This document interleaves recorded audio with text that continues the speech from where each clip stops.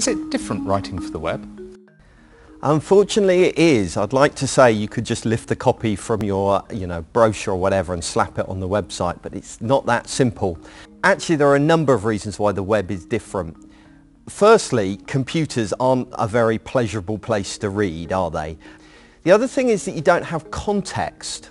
So a user can arrive on a page via a search engine or a link, and so they don't necessarily know anything about anything else you've written.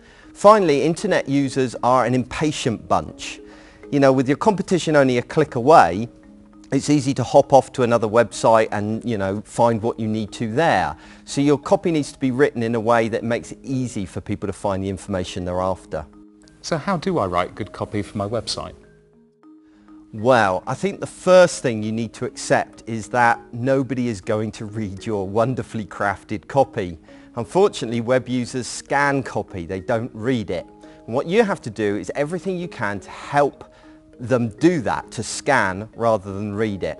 And actually there's a lesson to be learnt here from newspapers.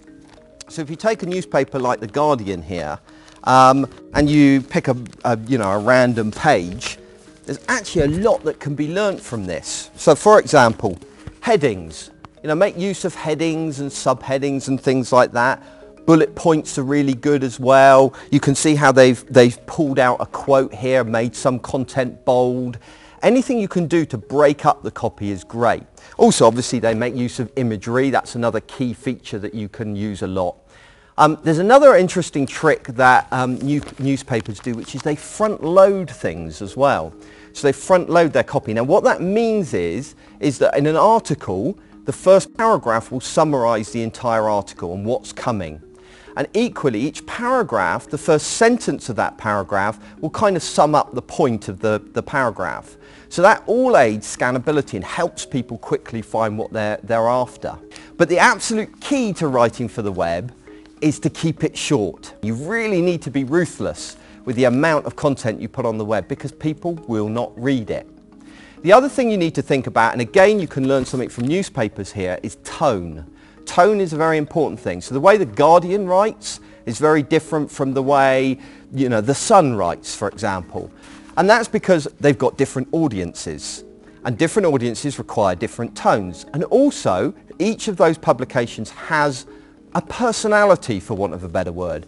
And you need to think about what's your personality of your website. If it was a person, what type of person would it be? The final little piece of advice I want to give is to keep your language simple.